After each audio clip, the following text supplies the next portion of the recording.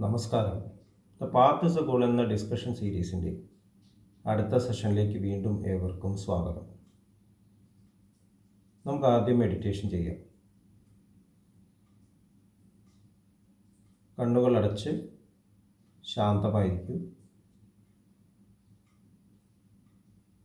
ഭൂമി മാതാവിനോടും സർവചരാചരങ്ങളോടും അന്തരീക്ഷത്തോടും കൃതജ്ഞത രേഖപ്പെടുത്തൂ.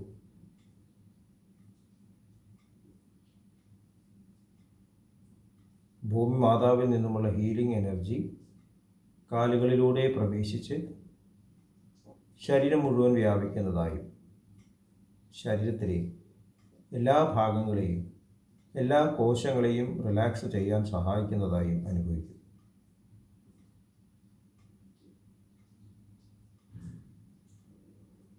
ഇപ്പോൾ ശരീരം പൂർണ്ണമായും റിലാക്സ്ഡായി. ഈ റിലാക്സേഷൻ ഹൃദയത്തിൽ അനുഭവിക്കും. ശ്വാസം ദീർഘമായി ഉള്ളിലേക്ക് എടുക്കൂ. ഹൃദയത്തിൽ സ്നേഹം നിറയുന്നതായി അനുഭവിക്കൂ. ശ്വാസം പുറത്തേക്ക് വിടുമ്പോൾ സ്നേഹം പ്രപഞ്ചം മുഴുവൻ വ്യാപിക്കുന്നതായും അനുഭവിക്കൂ.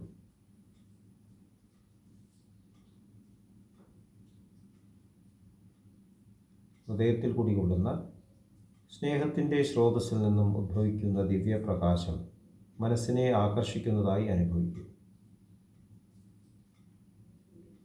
ആ ദിവ്യപ്രകാശത്തിൽ ധ്യാനം ആരംഭിക്കും. മനസ്സിൽ ചിന്തകൾ വരുന്നുണ്ടെങ്കിൽ മൃദുവായി അവയെ അവഗണിക്കുക. ദിവ്യപ്രകാശത്തിൽ ധ്യാനം തുടരുക. Please start meditation.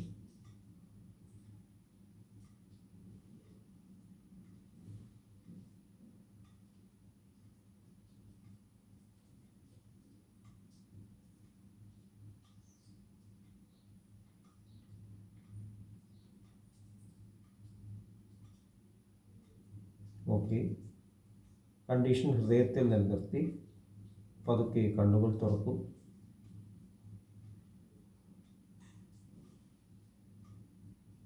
എല്ലാവരെയും ഹാർദമായി ഹാർട്ട്ഫുൾനെസ് സഹജമാർ മെഡിറ്റേഷൻ സിസ്റ്റത്തിലേക്ക് സ്വാഗതം ചെയ്യുന്നു. എങ്ങനെ ജോയിൻ ചെയ്യാം എന്നത് ഡിസ്ക്രിപ്ഷൻ ബോക്സിൽ കൊടുത്തിട്ടുണ്ട്. നമ്മുടെ ജീവിതം ഒരു എഡ്യൂക്കേഷനാണ് എന്ന് നമ്മൾ ഡിസ്കസ് ചെയ്തുകൊണ്ടിരിക്കുകയാണ്. അപ്പോൾ നമ്മൾ ഈ എഡ്യൂക്കേഷനിലൂടെ കടന്നു പോകുമ്പോൾ എന്താണ് മനസ്സിലാക്കേണ്ടത്? നമ്മൾ എവിടെയാണ് കണക്ഷൻ? ഇത് നമ്മൾ വ്യക്തമായിട്ട് മനസ്സിലാക്കേണ്ട കാര്യം. എവിടേക്കാണ് നമ്മൾ കണക്റ്റഡ് ആയിരിക്കുന്നത്? പാസ്റ്റിലേക്കാണോ, ഫ്യൂച്ചറിലേക്കാണോ, അതോ പ്രസൻറ്റിലാണോ? അത് നമ്മുടെ തീരുമാനമാണ്. നമ്മുടെ അവൈലബിലിറ്റി, ലഭ്യത, ഞാൻ എന്നുള്ള ഈ അഹംബോധം എവിടെയാണോ തൻ്റെ ലഭ്യതയുള്ളത് അതിനെയാണ് എക്സ്പ്രസ് ചെയ്യുന്നത്. ഞാൻ വളരെ സ്പിരിച്വലാണ് എന്ന് ഞാൻ പറയുമ്പോഴും എൻ്റെ ലഭ്യത എൻ്റെ ഉള്ളിലുള്ള ആ പ്രസൻസിലാണോ, അതോ ഞാൻ കൂട്ടിവെച്ചിട്ടുള്ള ഈ അറിവുകളിലാണോ, എൻ്റെ ശക്തിയിലാണോ, എൻ്റെ പദവിയിലാണോ? ഏതിലാണ് നമ്മൾ കണക്റ്റഡ് ആയിരിക്കുന്നത്? എവിടെയാണ് നമ്മൾ അവൈലബിൾ ആയിട്ടിരിക്കുന്നത്? അത് എക്സ്പ്രസ് ചെയ്യുന്നു. എപ്പോഴും ആ പ്രസൻസിൽ തന്നെ, ആ ഫ്ലോയിൽ തന്നെ അവൈലബിളായിട്ട്, ലഭ്യമായിട്ട് പ്രവർത്തിച്ചുകൊണ്ടിരിക്കുമ്പോൾ ആണ് യഥാർത്ഥത്തിൽ ആനന്ദം ഉണ്ടാകുന്നത്. ഓരോ നിമിഷവും ജീവിക്കുക, ആ പ്രസൻറ്റിനെ എക്സ്പ്രസ് ചെയ്തുകൊണ്ടിരിക്കുക. ഈ ലോകം മാറിക്കൊണ്ടിരിക്കുന്നു, പ്രപഞ്ചം മാറിക്കൊണ്ടിരിക്കുന്നു. ഇപ്പോൾ ഞാൻ ഈ സംസാരിക്കുന്ന നിമിഷം അടുത്ത നിമിഷം തന്നെ മാറിയിരിക്കുന്നു. നമ്മളൊരു തീരുമാനം എടുക്കുമ്പോൾ അത് ഇപ്പോൾ ഇവിടെ ശരിയായിരിക്കാം, അടുത്ത നിമിഷം തന്നെ അത് തെറ്റാകാം. തെറ്റെന്ന് പറഞ്ഞാൽ അപ്പോൾ അത് ഉപയോഗശൂന്യമാവാം. മഹാത്മാഗാന്ധിജി പറയാറുണ്ടായിരുന്നു, ഞാൻ പലപ്പോഴും പരസ്പരം കോൺട്രഡിക്റ്റ് ചെയ്യുന്ന കാര്യങ്ങൾ പറയാറുണ്ട്. അപ്പോൾ ഞാൻ അവസാനം പറഞ്ഞത് എന്താണ്, അതാണ് ശരി. ഇത് നമ്മുടെ ജീവിതത്തിലും ബാധകമാണ്. നമ്മൾ പാസ്റ്റിൽ പല തീരുമാനങ്ങളും എടുത്തു, അത് ഈ പ്രസൻറ്റിൽ ഉപയോഗശൂന്യമാണെങ്കിൽ അത് മാറണം. ഭീഷ്മ പിതാമഹൻ്റെ പ്രോബ്ലം നമ്മൾ മനസ്സിലാക്കിയതാണ്. ഭീഷ്മ പിതാമഹൻ തൻ്റെ അച്ഛനോട്, ശന്തനു മഹാരാജാവിനോട് ചെയ്ത പ്രതിജ്ഞയാണ്, ഞാൻ ഒരിക്കൽ രാജാവില്ല, കല്യാണം കഴിക്കില്ല. ആ കാലം മാറി. പ്രസൻറ്റിൽ അതായിരുന്നില്ല സിറ്റുവേഷൻ. രാജ്യം ഭരിക്കുന്നത് അന്ധനായിട്ടുള്ള ധൃതരാഷ്ട്രൻ. അദ്ദേഹത്തിൻ്റെ മറയിൽ നിന്നുകൊണ്ട് ദുര്യോധനാണ് ശരിക്കും ഭരിച്ചിരുന്നത്. അപ്പോൾ അരാജകത്വമാണ്. അപ്പോൾ ഹസ്തിനപുരത്തെ പ്രൊട്ടക്റ്റ് ചെയ്യണമെന്നുണ്ടെങ്കിൽ ഭീഷ്മർക്ക് ആ കിങ്ഡം പിടിച്ചെടുക്കായിരുന്നു. ഭഗവാൻ ശ്രീകൃഷ്ണ കൂടെ നിൽക്കായിരുന്നു. അദ്ദേഹം ധർമ്മത്തിന് ചെയ്യുന്നു. ധർമ്മം പലപ്പോഴും തെറ്റായിട്ട് രീതി ധരിക്കപ്പെടുന്നു. മഹാഭാരതത്തിൽ പല സമയത്തും ധർമ്മത്തിൻ്റെ വഴികൾ വളരെ നിഗൂഢമാണ് എന്ന് പറയുന്നത്. ശരിക്കൊരു നിഗൂഢതയില്ല. ഭഗവത്ഗീതയിൽ ഭഗവാൻ പറയുന്നുണ്ട്, അതാത് സമയത്ത് വേണ്ടത് ചെയ്യുക, നിർണയങ്ങൾ എടുക്കുക. അതാണ് ഭഗവാന്റെ ഉപദേശം. ഈ മൊമെൻറ്റിൽ എന്താണ് എക്സ്പ്രസ് ചെയ്യേണ്ടത്? അതുകൊണ്ടാണ് ഭഗവത്ഗീതയിൽ പറയുന്നത്, ദ്വാവിമൗ പുരുഷൗ ലോകേ ക്ഷരക്ഷാക്ഷര ഏവച ക്ഷരഃ സർവാണി ഭൂതാനി കൂടസ്ഥോക്ഷര ഉച്യത്തെ ഉത്തമപുരുഷസ്തു അന്യഃ പരമാത്മേത്യുദാഹൃതഃ യോ ലോകത്രയം ആവശ്യ വിഭർത്തവ്യം ഈശ്വരം. അതുപോലെ തന്നെ ഭഗവാൻ പറയുന്നു, ഞാൻ ആണ് സൂര്യന് പ്രകാശം നൽകുന്നത്, ഞാനാണ് ചന്ദ്രന് പ്രഭ നൽകുന്നത്, ഞാനാണ് ബോധത്തിന് ആ പവർ നൽകുന്നത്, എല്ലാം ഞാനാണ്.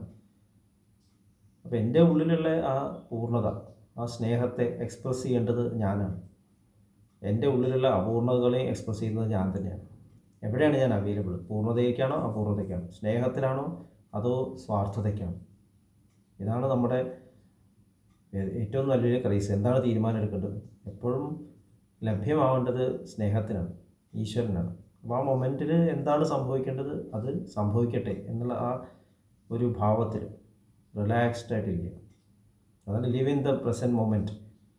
ഇക്കിഗായ് എന്നുള്ളൊരു പുസ്തകമുണ്ട്.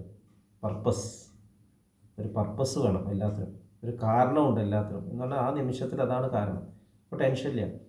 ഇന്നലെ ചെയ്തതിന് ഇന്ന് അതിൻ്റെ എഫക്റ്റ് ഇല്ലെങ്കിലും ചിലപ്പോൾ വിപരീത ഫലമാണെങ്കിൽ സ്ട്രെസ് ചെയ്യേണ്ട കാര്യമില്ല. കാരണം അതായിരുന്നില്ല ഇന്ന് വേണ്ടത്. കഴിഞ്ഞ കൊല്ലം ഇങ്ങനെയായിരുന്നു, ഇപ്പം എന്താ ചെയ്യണം, ഇങ്ങനെ തീരുമാനം എടുക്കാൻ പറ്റുന്നില്ല. കാരണം പാസ്റ്റിൽ കണക്റ്റാണ്. ആ മൊമെൻറ്റിൽ സ്നേഹത്തിൽ, ജോയിൽ, ആനന്ദത്തിൽ കണക്റ്റഡായിട്ട് ജീവിക്കുക. അതാണ് ഫ്ലോയിൽ ജീവിക്കുക എന്ന് പറയുന്നത്. അപ്പോൾ സ്ട്രെസ് ഉണ്ടാവില്ല. അപ്പോൾ ഇതാണ് നമ്മൾ പഠിക്കുന്നത്. സഹജമാർഗത്തിൽ വളരെ സിമ്പിളായിട്ട് പറയുന്നുണ്ട്, മാസ്റ്ററിലേക്ക് കണക്റ്റഡ് ആകും. മാസ്റ്ററിൽ പൂർണ്ണമായിട്ട് അവൈലബിൾ ആവുന്ന ഒരു ഇൻസ്ട്രുമെൻ്റ് ആവുമെന്ന്. ഏത് രീതിയിലും അദ്ദേഹം ഉപയോഗിച്ചോളൂ. ഇപ്പോൾ നമ്മുടെ കയ്യിൽ കത്തി ഉണ്ടെങ്കിൽ കത്തി ഏത് രീതിയിൽ ഉപയോഗിക്കണമെന്ന് തീരുമാനിക്കുന്നത് ഞാനാണ്. ഞാൻ എവിടെ കണക്റ്റഡ് ആയിരിക്കുന്നു? കത്തി വേണ്ടാത്ത കാര്യത്തിൽ ഉപയോഗിക്കുന്നത്. കാരണം ഞാൻ സ്വാർത്ഥ താല്പര്യത്തിൽ ആണ് കുടുങ്ങിയിരിക്കുന്നത്, എൻ്റെ ആവശ്യങ്ങൾ. നേരെ മറിച്ചിട്ട് ഞാൻ സ്നേഹത്തിലാണെങ്കിൽ കത്തി ആവശ്യത്തിന് ഉപയോഗിക്കുന്നു, പവർ ആവശ്യത്തിന് ഉപയോഗിക്കുന്നു. ഇപ്പോൾ ചാരിജി മഹാരാജ് പറഞ്ഞിട്ടുണ്ട്, anything in the hands of a man with character is good എന്നാണ്. നേരെ മറിച്ച് anything in the hands of a man without character is bad. അപ്പോൾ നല്ലതും ചീത്തയില്ല, കണക്ഷനാണ് പ്രധാനം. ഇത് വളരെ ഇമ്പോർട്ടൻ്റ് ആയിട്ടൊരു പാഠമായിട്ട് എനിക്ക് തോന്നുന്നു. അപ്പോൾ നമ്മൾ സ്വയം കോൺട്രാക്ട് ചെയ്യണ്ടോ എന്ന് ചിന്തിക്കേണ്ട കാര്യം കൂടിയില്ല. ഞാൻ സ്നേഹത്തിന് അവൈലബിൾ ആയിട്ട് കൊണ്ടേയിരിക്കുക. മാറുന്ന മൊമെൻറ്റ്സിൽ അതേ സ്നേഹത്തെ എക്സ്പ്രസ് ചെയ്തുകൊണ്ടേ മുന്നോട്ട് പോകും. അതുകൊണ്ടാണ് നമ്മളെപ്പോഴും പ്രോസസ്സിൽ ശ്രദ്ധിക്കണം, റിസൾട്ടിലല്ല. നമ്മൾ പോകുന്ന പ്രക്രിയ, ഞാൻ പോകുന്ന വഴിയിൽ ഞാൻ സ്നേഹത്തിലാണോ? നമ്മൾ പാത്ത് ഇസ് ദ ഗോൾ എന്ന് പറയുന്നത് കൊണ്ടാണ്. ആ പാത്തിൽ ഞാൻ സ്നേഹത്തിലാണോ, അഹിംസയിലാണോ? മഹാത്മാഗാന്ധിജി പറഞ്ഞിട്ട് അഹിംസയാണ് പാത. ലക്ഷ്യം ഈശ്വരനാണെങ്കിൽ പാത അഹിംസയാണ്. ഞാൻ അഹിംസയുടെ പാതയിലാണ് പോകുന്നത്, ഞാൻ സ്നേഹത്തിൻ്റെ പാതയിലാണോ? അഹിംസയും സ്നേഹവും ഒന്ന് തന്നെയാണ്.